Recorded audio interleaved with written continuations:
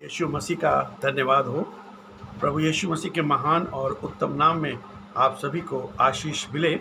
आज का जो मेरा टॉपिक है वो है प्रकाशित वाक्य की पुस्तक, उसका 15 अध्याय 4 से 7, रेवलेशन चैप्टर 15 वर्स 4 to 7। और ये इस प्रकाशित वाक्य की श्रृंखला का वीडियो नंबर 76 है।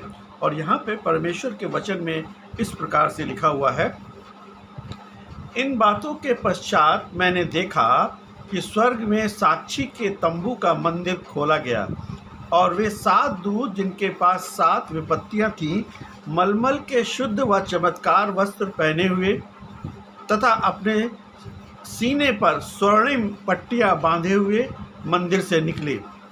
और उन चारों प्राणियों में से एक ने 7 स्वर्गदूतों को युगानुग जीवते परमेश्वर के प्रकोप से भरे हुए स्वर्ण के 7 कटोरे दिए। तब मंदिर परमेश्वर की महिमा और सामर्थ के धुएं से भर गया, और जब तक उन 7 स्वर्गदूतों की 7 विपत्तियां समाप्त न हुई, कोई मंदिर में प्रवेश ना कर सका। ये भाग स्वर्ग के उस परम पवित्र दृश्य को दर्शाता है जहाँ पृथ्वी पर अंतिम न्याय की शुरुआत है। यहाँ परमेश्वर की पवित्रता और उसके न्याय की अचूकता और उसके वादों के प्रति उसकी वफादारी को प्रकट करता है।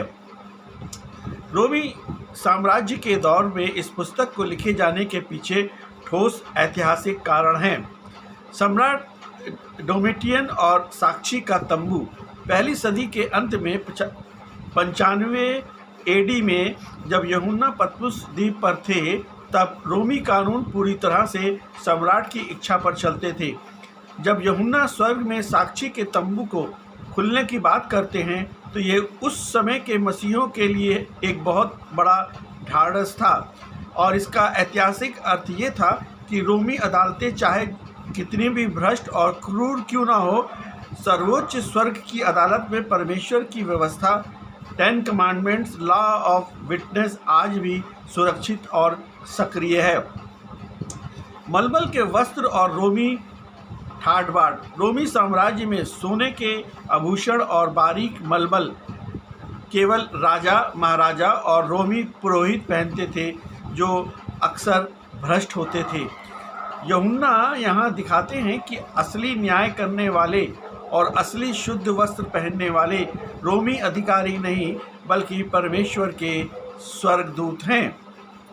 पुराने नियम का ऐतिहासिक जुड़ाव इस प्रकार से है कि वचन 5 में साक्षी का तंबू सीधे तौर पर मूसा के समय के मिलाप वाले तंबू, टैबरनेकल ऑफ मोसेस की याद दिलाता है। इतिहास में जब भी ये तंबू खोला जाता था या इसका निर्माण पूरा होता था, तब परमेश्वर की उपस्थिति और उसका न्याय प्रकट होता था। जैसे गिनती 16 में कोरह का विद्रोह। वर्ष 4 में हम देखते हैं कि जातियों को दंडवत करना और परमेश्वर का चरित्र यहाँ पर जयवंत हुए लोगों गा रहे हैं कि परमेश्वर के न्याय के काम प्रकट हो गए हैं। इतिहास में कई बार ऐसा लगता है कि परमेश्वर खामोश है और दुष्ट लोग जीत रहे हैं, लेकिन इस पद का अंतिम अर्थ ये है कि परमेश्वर का न्याय अंतिम आएगा, जो उसकी निष्पक्षता और सच्चाई को देखकर उसके दुश्मन भी मानने पर मजबूर हो जाएंगे कि परमेश्वर का फैसला बिल्कुल सही था। वर्ष 5 में देखते हैं कि साक्षी के तंबू का मंदिर खोला जाना। मूसा के तंबू के भीतरी भाग परम पवित्र स्थान में साक्षी का संदूक, आर्क ऑफ टेस्टिमनी रखा था, जिसके भीतर 10 आज्ञाएं थी।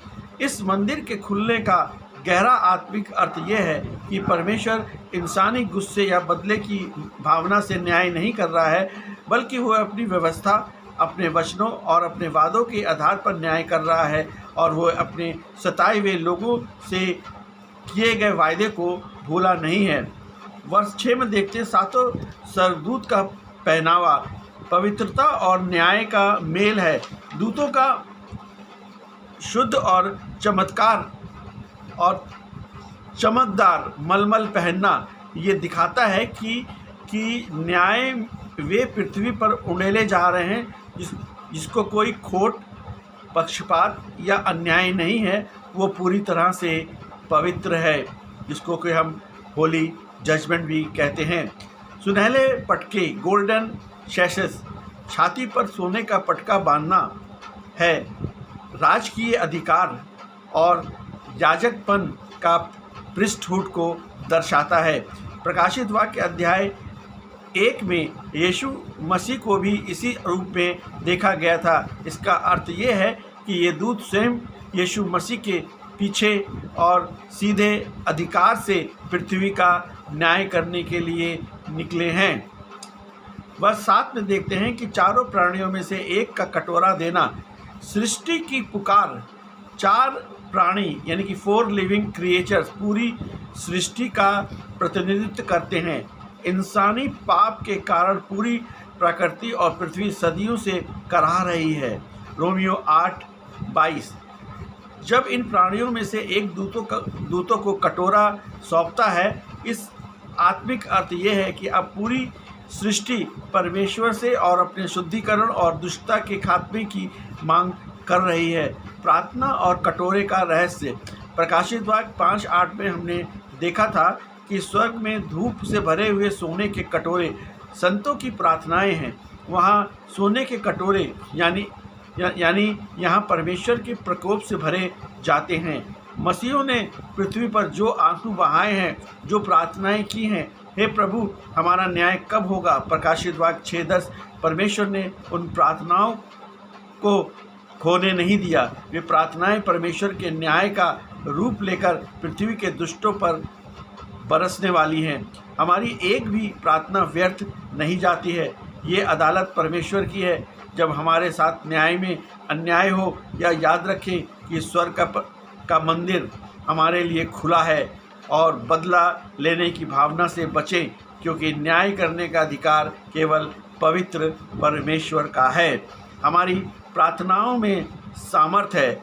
इतिहास की बड़ी बड़ी महाशक्तियों और दुष्ट शासकों का अंत परमेश्वर के लोगों की घुटने पर की गई प्रार्थना के कारण हुआ है। हमारी प्रार्थना है कि स्वर्ग के सोने के कटोरे को हिलाने की ताकत रखती है, और इसीलिए प्रभु यीशु मसीह पर विश्वास करें।